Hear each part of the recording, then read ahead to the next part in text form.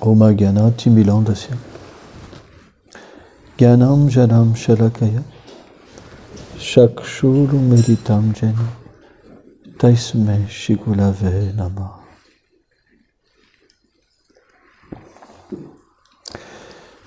La naissance, c'est bien un mot obscur.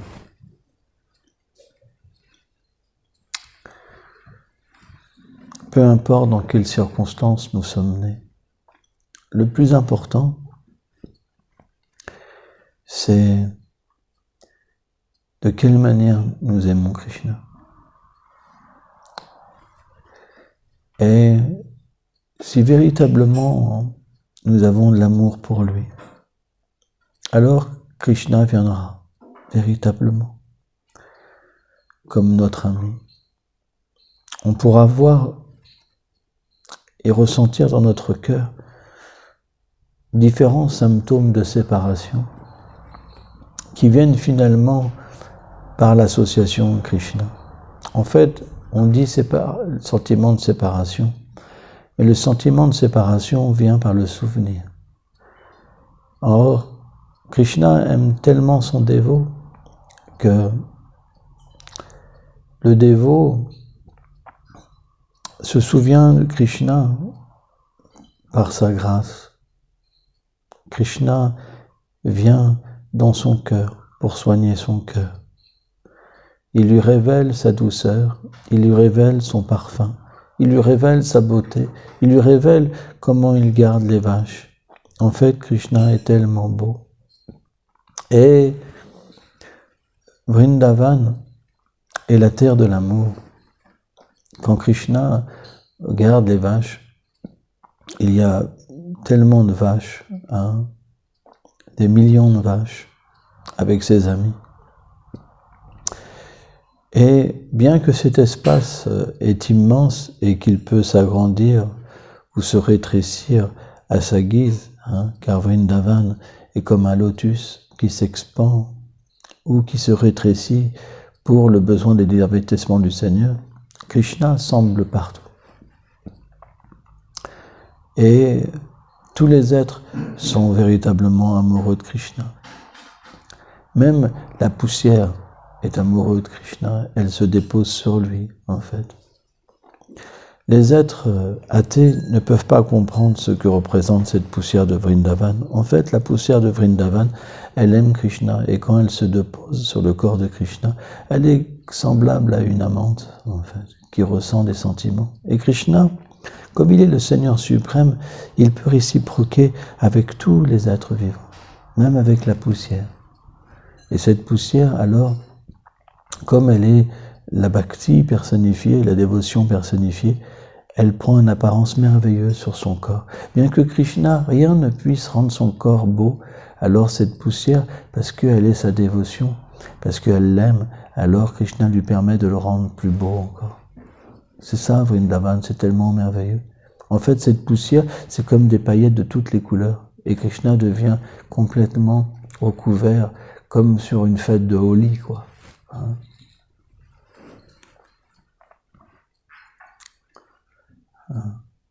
Et naturellement, cette beauté que Krishna manifeste pour le plaisir de son dévot, elle augmente en fait la beauté de Krishna et l'amour que les vaches, que les pâtres, ils ont pour Krishna. Et quand ce souvenir vient dans le cœur d'un bhakta, en fait, c'est très difficile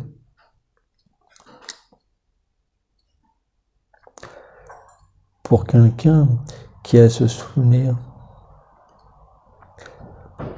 de vivre dans ce monde. C'est extrêmement difficile. Et naturellement, pourquoi Krishna fait ça? Parce que Krishna, il veut que son dévot revienne à lui. Donc, il vient dans le cœur d'un dévot et il manifeste Vrindavan, la forêt. Il manifeste cet espace et naturellement, il donne son darshan à son dévot. Et le dévot, alors, il devient en séparation, dans cette union en fait. c'est une union particulière, la séparation, parce que comme le dévot manifeste son amour pour Krishna et sa difficulté d'être loin de lui, alors Krishna est très proche de son dévot. C'est une réalité. Il n'y a pas de chose plus élevée que la séparation. Et naturellement,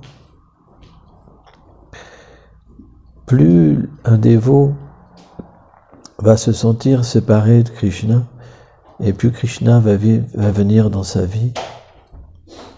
Et cette séparation, finalement, c'est une grande fortune. C'est la grande fortune d'un dévot. C'est que, graduellement, par la grâce des Vaishnavas et par la grâce de Krishna, alors le dévot, graduellement, atteint l'amour de Dieu. Hein? Et finalement, bien qu'il puisse paraître le plus triste, et parce qu'il y a une expérience du temps dans la séparation qui est très difficile, c'est que le dévot, il se languit donc de retrouver le Seigneur, mais cette séparation, elle allonge le temps et elle fait que chaque instant devient plus long. Et c'est dans cette souffrance, en fait, que le dévot expérimente. C'est comme un filet, en fait, de douceur et d'amour qui kidnappe Krishna. Et Krishna, alors, devient kidnappé.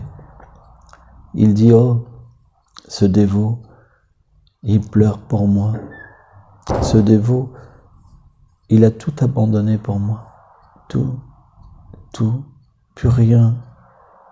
Il n'a plus rien. Et simplement, maintenant, il pleure pour moi. Comment je pourrais ne pas venir à lui?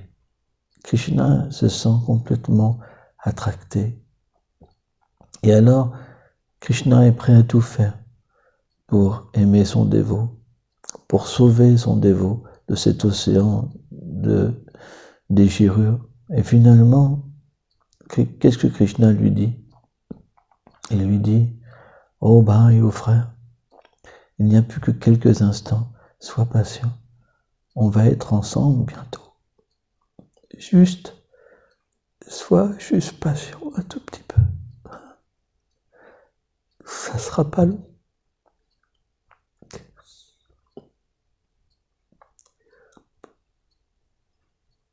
Juste un peu.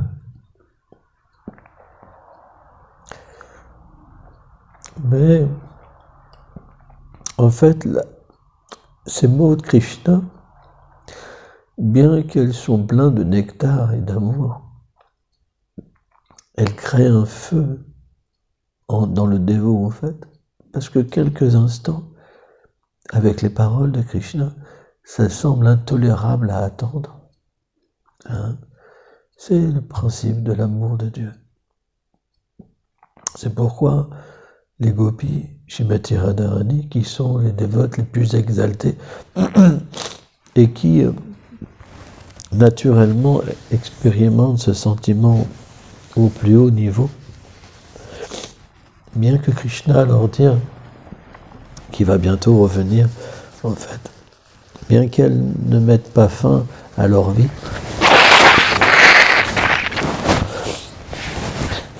ces paroles, donc, les bouleversent et les transpercent de sentiments qui les brûlent finalement. Elles ne peuvent pas mourir, mais elles meurent véritablement parce que c'est impossible de ne pas être avec lui. C'est impossible. C'est juste l'effet de Maya, l'énergie illusoire qui fait que les jivas, les âmes, puissent être heureux, quoi. C'est une façon de parler, mais vouloir se détourner de Krishna. C'est pourquoi la compassion des Vaishnavas, c'est quelque chose qui est extrêmement difficile à comprendre, parce que ces sentiments qu'ils expérimentent dans leur cœur, Et en fait, il les projette sur les êtres parfois dans ce monde. Et c'est des sentiments vraiment puissants. Ils peuvent atteindre le cœur des êtres. Et c'est pourquoi l'association avec les Vaishnavas, c'est la chose la plus importante. Maintenant, pour parler d'Ashvatam,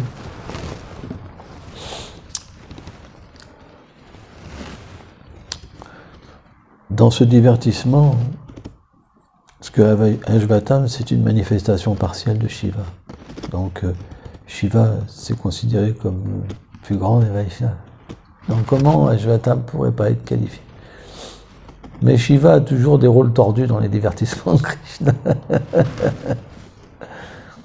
Et on voit, quand Ashvatam, il s'est senti cerné, attaqué, hein, alors il a lancé le Brahmastra. Et ça, c'est une erreur. En fait, quand on se sent attaqué, on ne devrait pas montrer de la colère. On devrait plutôt voir la grâce du Seigneur et s'abandonner à lui. Plus nous allons progresser, et plus Krishna s'occupera de nous. Il va lui-même enlever toutes les couches. C'est pourquoi il faut véritablement décider de progresser. Alors le progrès, ça vient pas par un effort physique. Ça vient par une grâce. Alors il y en a qui sont une grâce particulière, due à leur vie passée, ou parce que certains associés descendent dans le monde matériel et ils n'ont pas grand-chose à faire pour recevoir la grâce. Même s'ils font toutes les choses mauvaises, ils la reçoivent quand même. C'est particulier. Mais en règle générale, on doit avoir la grâce d'un Vaishnava. C'est Prahlad Maharaj qui a enseigné ça. Il a dit que nul ne peut se délivrer, en fait, sans enduire son corps de la poussière des Vaishnavas. Parce que les Vaishnavas sont tellement chers à Krishna. C'est quelque chose d'inimaginable. Comment les Vaishnavas sont chers à Krishna. Krishna les aime vraiment, d'une manière personnelle. D'une manière tellement personnelle et tellement belle qu'ils oublient vraiment que Krishna est Dieu. Ils ne peuvent pas comprendre que Krishna est Dieu. Et c'est difficile, parce que les tests que reçoit un Vaishnava, quand c'est le Seigneur Narayan, ça va. Oh Seigneur Narayan, tu me donnes un test, je comprends. Mais quand c'est un ami, quand c'est quelqu'un qu'on connaît avec son cœur et qu'on aime, c'est très difficile à comprendre, en fait. On voit Gopal Kumar, quand il voyageait dans l'univers, à la recherche de Gopal, il était toujours malheureux. Toujours. Peu importe où il était, sauf quand il a revu Krishna. Ça, c'est un ami de Krishna. Ça, c'est un vrai ami de Krishna. Il peut prendre plaisir dans aucune chose, sauf dans la bhakti. Il aime l'amitié. L'amitié des Vaishnavas, c'est extrêmement profond. L'amour des Vaishnavas, c'est quelque chose de tellement profond. Et pour recevoir l'amour d'un Vaishnava, il faut vraiment... C'est une miséricorde spéciale. Pourquoi? C'est pas... Il n'y a pas de cause. Pourquoi l'amour d'un Vaishnava se dépose sur quelqu'un? C'est comme un mystère, en fait. Pourquoi Shivananda Sen, il s'était attaché à un chien?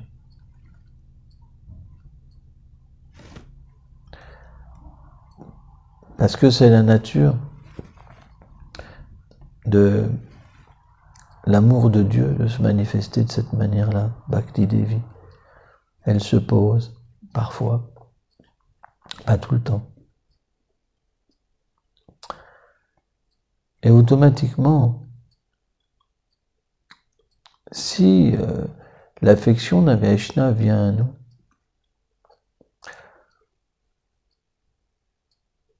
même si on n'est pas qualifié, même si on ne comprend rien à l'amour, et qu'on est comme un animal, cette miséricorde, elle agira, qu'on le veut ou pas. Elle sera obligée de nous toucher. Parce que si un Vaishnava prie pour nous et qui nous affectionne, Krishna ne peut pas rester insensible. C'est possible que Krishna dise, mais cette personne, quand même, ça va pas, quoi. Je peux pas la ramener, quoi. C'est possible. Et le dévot, alors, il pleure. Et il dit, mais pourquoi tu peux pas la ramener? Oh! Hein? Et c'est ça la beauté, en fait, des Vaishnavas. C'est que les Vaishnavas, quand ils nous aiment, ils vont plaidoyer pour nous. Vous vous rendez compte?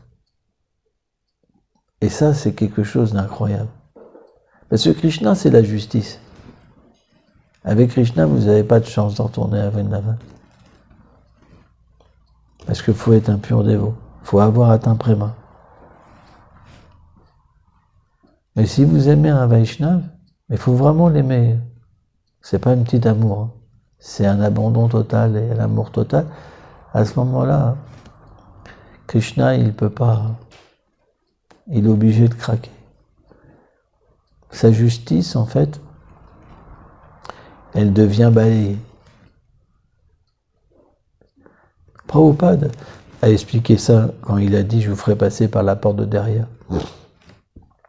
C'est que les Vaishnavas, ils ont plein de moyens de nous faire revenir à eux. Mais pour qu'un Vaishnava s'attache à nous, ce qui est possible et ce qui est rare, il faut une miséricorde spéciale. Quand Shivananda Sen, il s'est attaché à un chien, et que le chien, à un moment, ils l'ont perdu même.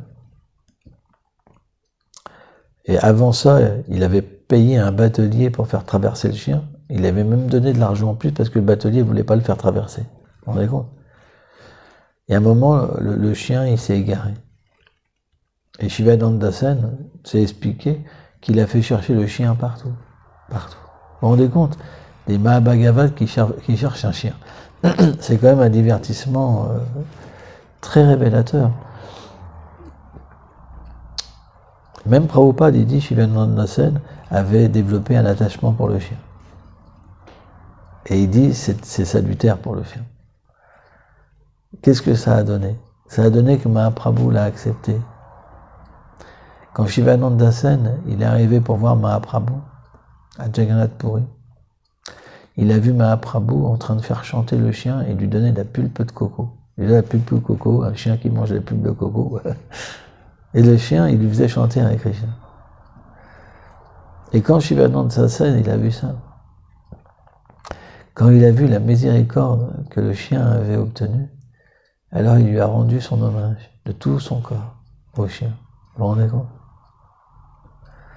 Et ça, c'est quelque chose qui est merveilleux. Parce que le Vaishnava, il est tellement élevé dans l'amour de Dieu, que l'amour de Dieu, c'est quelque chose qui est intoxique, et c'est quelque chose qui fait perdre tout sens de la retenue, en fait. On devient intoxiqué, et notre nature, elle ne peut pas être contrôlée. C'est ça l'amour de Dieu. Un Vaishnava qui a de l'amour pour Dieu, il ne peut pas contrôler ses larmes, il ne peut pas contrôler son corps, il ne peut pas contrôler ses émotions, c'est trop fort. Et qu'est-ce que disent les gens? Que c'est un fou. C'est le symptôme, en fait, de l'amour de Dieu, c'est que les gens ne peuvent plus le comprendre. Et les gens se disent, il est devenu fou. Il n'y a plus de raison. C'est incohérent, la manière qu'il agit. Toutes les choses sont contradictoires. Mais bien que c'est difficile à comprendre une telle personne, il y a vraiment dans l'association d'une telle personne quelque chose qu'on peut avoir et que nul ne peut donner. C'est Prem. Et donc, bien qu'un dévot, il soit la source de Prem, quand quelqu'un reçoit dans sa compagnie sa miséricorde, alors il pense que la personne qui l'a reçue, elle est plus élevée que lui-même. C'est la nature d'un Vaishnav. Un Vaishnav, il considère véritablement les êtres plus élevés que lui. Il peut vraiment apprendre. C'est la nature d'un Vaishnav. Quand il sent quelqu'un, il dit « Oh, cette personne, elle m'enseigne. En fait, j'ai honte d'être un gourou. » Et elle ne se considère pas un gourou.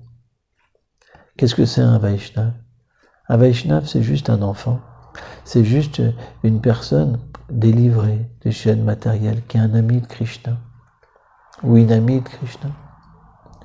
Une servante de Radharani. C'est juste ça. L'habit, il s'en moque. Il est ni un sannyasi, ni ceci, ni cela. Il est complètement délivré. Et il trouve juste stupide tous ces gens qui s'identifient à des castes, à des institutions, et qui, à cause de ça, font des offenses envers d'autres, et qui ne développent pas l'amour de Dieu. Il déconnecte avec ce monde. C'est pas son monde à lui. Ça ne l'intéresse pas. Alors bien sûr, certains restent dans des institutions, etc. Parce que c'est le devoir aussi que le maître spirituel dit à son disciple de faire telle chose, telle chose, telle chose. Donc il le fait. Mais il ne le fait pas. Il le fait quelque part sans le faire. C'est comme Prahlad. Prahlad Maharaj s'est expliqué que quand il mangeait, quand il déféquait, c'est le Seigneur qui faisait toutes choses en fait. Il était simplement absorbé dans des sentiments. N'allez pas croire que Prabhupada a laissé ses sentiments pour juste faire construire des temples. C'est par ses sentiments que Krishna a tout fait. Hein? Avant tout, un Vaishnav, c'est des sentiments, c'est de l'amour. C'est pas calculé. Hein? Et Krishna, en fait, quand un Vaishnav reçoit un ordre de là-haut, Krishna fera tout en temps et lieu et circonstances pour que les choses se passent. Mais jamais il ne privera son dévot de son amour. Donc finalement, c'est Krishna qui accomplit tout. Qui accomplit tout. Pourquoi? Parce qu'il y a l'amour. Et si on accomplissait une mission sans ce degré d'amour, quel serait le bénéfice de cette mission? Vous comprenez?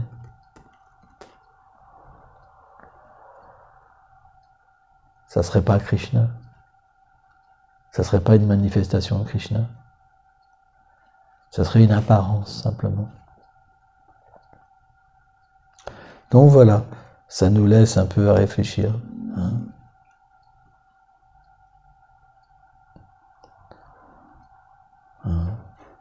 Notre but, c'est de développer de l'amour. C'est pas de distribuer des livres. Notre but, c'est de développer l'amour, et après les livres vont se distribuer.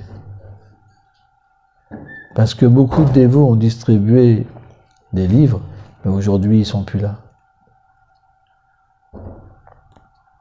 Pourquoi? Parce que le but, ce n'était pas l'amour.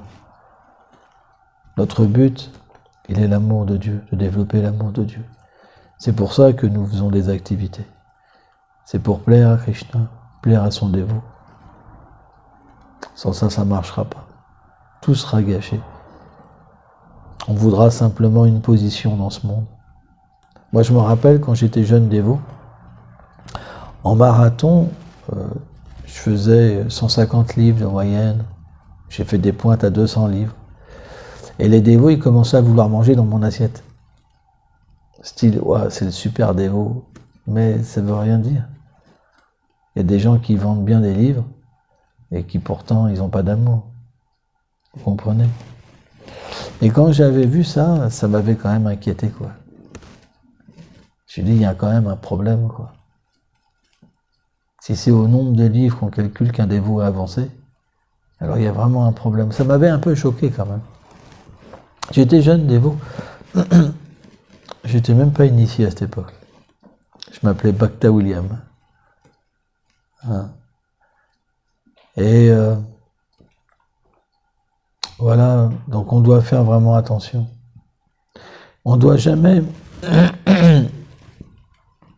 délaisser la qualité de notre chant des saints pour une activité. C'est la qualité de notre chant qui fera que notre service sera véritablement profond.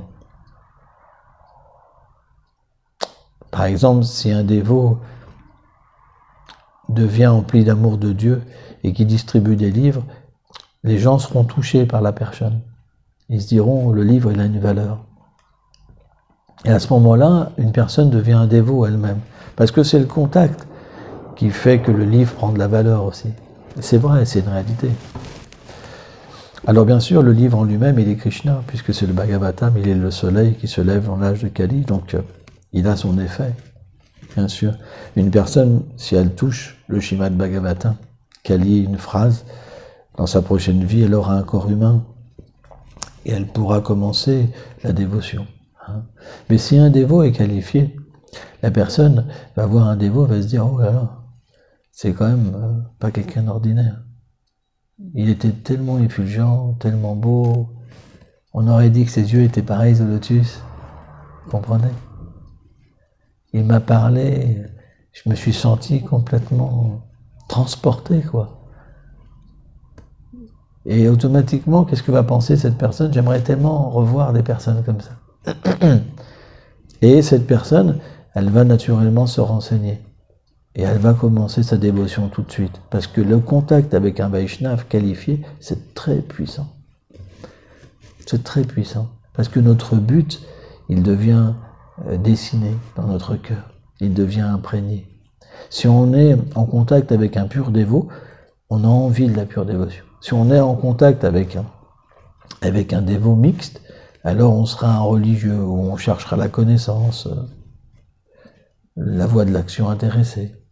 Mais si on est en contact avec un pur dévot, on n'a pas le choix. On n'a pas le choix. C'est pourquoi cette association, c'est la plus importante. On ne doit jamais quitter l'association d'un pur dévot. C'est la chose la plus précieuse. Si on la quitte, c'est comme un suicide. Parce qu'on obtient d'autres associations et on commence à diluer notre dévotion. Pire, on ne pourra pas. Et on repartira. Parce qu'il n'y aura pas de coup. Donc, l'association avec les Vaishnavas, c'est la chose la plus importante.